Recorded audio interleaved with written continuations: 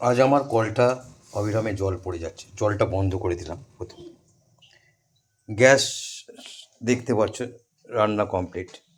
কাল রাতের যে মাছটা ছিল সেটা আরাত্রিকার মায়ের জন্য গরম করে দিয়েছে। তারপর চলে এসছি আরাত্রিকার জন্য একটু চিংড়ি মাছ ভেজে মাছের ডিম দিয়ে আলু দিয়ে টমেটো দিয়ে একটা তরকারি সেরে ফেলেছি আমি নিজেই, মানিক দত্ত, আরাত্রিকার বাবা। কারণ আপনারা জানেন কেন? আরাত্রিকার মা খুব অসুস্থ, বিছানা থেকে উঠতেই পারছে না। আরাত্রিকাও খুব অসুস্থ, চোখে মুরগি কুবড়ে রেখে দিয়েছিল। ও চোখে দেখতে পাবে কি না এটা একটা সন্দেহ ছিল, কিন্তু ভগবানের আশীর্বাদ আর আপনাদের সবার ভালোবাসাতে ও চোখে দেখতে পাচ্ছে। ওকে ডাক্তার দেখানো হয়েছে, পরে দিশার হসপিটাল থেকে নিয়ে আসে। এখানে লটিয়া মাছটা আমি কোনো রকম সকাল সকাল সেরে ফেলেছি। তারপর ডিম ভাজা করে নিয়েছি তিনজনের জন্য, ডিম ভাজা। আর কাল রাতের ভাতটাকে ঠান্ডা ঠান্ডা ভাতটা রাখা হয়েছে, এই খাওয়া হবে আজকে। এরপর হ্যাঁ, বলতে নেই, একটু মসুর ডাল করে ফেলেছিলাম। তাও ওর মাকে জেনে জেনে করেছে, আমি কোনো দিন রান্না করিনি বেসিক্যালি, এই প্রথম, জীবনের প্রথম নিজে রান্না করলাম। আর কেমন হলো জানাবেন। খেয়ে তো আমরা স্বাদ পাবো, আমরাই বলবো, আমরা তো ভালো বলবো নিজেদের রান্না নিজেরা। কিন্তু আমি প্রথম রান্না করলাম। ঠেলায় পড়লে বিড়াল গাছে ওঠে বলে না, হ্যাঁ, সেই কেস। আদৌ ঠিক বললাম কি না জানি না। দেখুন, ঠেলায় পড়েছে দেখেই আজকে আমাকে নিজেকে করতে হলো। আমার কাছে আমার মেয়ে আগে। একজন অসুস্থ হলে আরেকজন তাকে বাধ্য হয়ে সব কিছু শিখে নিতে হয়, করতে হয়। এবার বেড়ে নেবো থালায়, আর একটু পরে শুরু করে দেবো খাওয়া দাওয়া আমরা। ওরা খুবই অসুস্থ, আজ প্রথম এই জন্য করলাম। এর জন্য আবার বলবেন না সবাই যেন যে ও তো বউয়ের সব কাজ করে দেয়।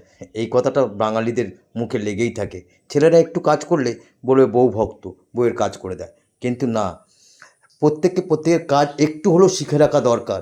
কখন কি বিপদে কাকে প্রয়োজন পড়বে কেউ বলতে পারে না। আর ঠিক সেটাই আজকে হলো আমার জীবনে। আমার মেয়ে বউকে বাঁচানোর জন্য আমার পরিবারে এখন আর কেউ নেই আমি ছাড়া। অফিসটা আমার খুব ভালো, আমাকে সাথ দিয়েছে। আমার মেয়ে, আমার বউ, আমার আমার যখনই কোনো কিছু হয় আমার অফিসের প্রত্যেকটা স্টাফ আমাকে খুব হেল্প করে। আমি না গেলেও আমার কাজ করে রেখে দেয়, প্লাস আমাকে খুব ভালোবাসে স্যারেরা, অনেকভাবে হেল্প করেছে। আমার মেয়ের এই অবস্থার জন্য অনেক স্যার আমাকে ফোনে অনেক কিছু জিজ্ঞেস করেছে, অনেক হেল্প দিয়েছে, অনেক ডাক্তারের সন্ধান পাইয়ে দিয়েছে। অফিসের অনেক মেয়েরাও, যারা আমার স্টুডেন্ট, তারাও অনেক হেল্প করেছে, অনেক ডাক্তারের সঙ্গে সহযোগিতা করে দিয়েছে। আজ আমার মেয়ে চোখে দেখতে পাচ্ছে, এই এসে গেছে আরাত্রিকা। চোখে দেখতে পাচ্ছে তো, এখন আবছা হলেও দেখতে পাচ্ছে। একটুখানি ঝাপসে, এইটুকুনি। কি করে হলো, মুরগিটা কি করে করলো? আমি একটু আদর করছিলাম, মেরে দিল। চোখে মারেনি, আমার এখানটা মেরেছিল। এখানটা মেরে ভিতরের চোখের কালো মণি অংশ ছাল তুলে দিয়েছিল। ডাক্তার বলেছিল 72 ঘন্টা না গেলে ও চোখে দেখতে পাবে কি পাবে না সেটা সন্দেহজনক ব্যাপার। না, ভগবানের আশীর্বাদ আর আপনাদের সবার আশীর্বাদে দিশান হসপিটাল থেকে আজকে ওকে সম্পূর্ণভাবে সুস্থ করিয়ে নিয়ে আসতে পেরেছি।